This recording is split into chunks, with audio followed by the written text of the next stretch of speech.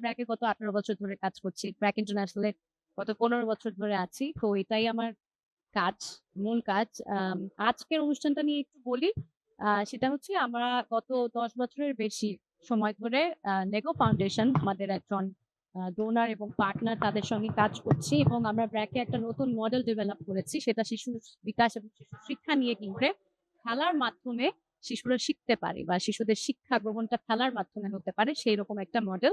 যেটা আমরা শুরু করেছিলাম ৩ থেকে ৫ বছর শিশুদের জন্য। কি করে ৩ থেকে ৫ বছরের শিশুরা খেলার মাধ্যমে শিখতে পারে সেটা আমরা বাংলাদেশ এবং শুধু বাংলাদেশ না বাংলাদেশের বাইরেও উগান্ডা, তানজানিয়া, আফ্রিকার কয়েকটি দেশে আমরা এই কার্যক্রমটা করেছি এবং এই মডেলটা আমরা ডেভেলপ করছি।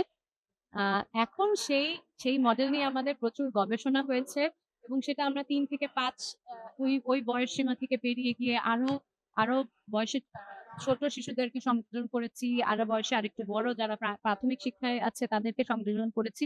তো বিভিন্ন গবেষণার মাধ্যমে আমরা যা পেয়েছি এই মডেলটি থেকে তার উপর ভিত্তি করে সেই এভিডেন্স এর উপর ভিত্তি করে লেগো ফাউন্ডেশনের সাথে আমাদের নতুন পার্টনারশিপ লঞ্চ হয়েছে। যেই পার্টনারশিপটা একটি ৫ বছর মেয়াদী পার্টনারশিপ। আমরা ৪ লক্ষ শিশু বাংলাদেশ এবং উগান্ডাতে রিচ করব। আ এবং সেখানে ৪ লক্ষর মধ্যে অর্ধেক শিশু বাংলাদেশে আমরা রিচ করব।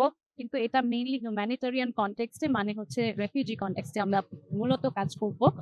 সেটা হচ্ছে বাংলাদেশের রোহিঙ্গা রেফিউজি কনটেক্সট এ এবং ইউগান্ডা রেফিউজি কনটেক্সট এ দুটো জায়গায় আমরা কাজ করব। তো আজকে হচ্ছে বাংলাদেশ আমাদের এই কাজটা এই পুরো আ পার্টনারশিপটা বাংলাদেশ পর্বের আজকে লঞ্চিং হলো এবং আমরা এই জুলাই মাস থেকে কার্যক্রমটা শুরু করতে যাচ্ছি।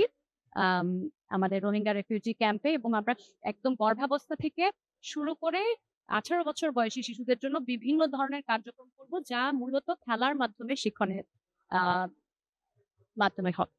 তো এটাই। আজকে চরাঞ্চলের মানে আমাদের দেশের শুধু আমাদের দেশ না, আমরা যে বাইরের দেশগুলোতেও কাজ করে সেখানে আমরা আন্ডার প্রিভিলেজ শিশুদেরকে নিয়েই কাজ করি। আমাদের মূল টার্গেট ওটাই এবং সেটা আমরা কিন্তু আন্ডার প্রিভিলেজ শিশুদেরকে নিয়ে কাজ করে এই মডেলটা নিয়ে সফল গবেষণা করেছি।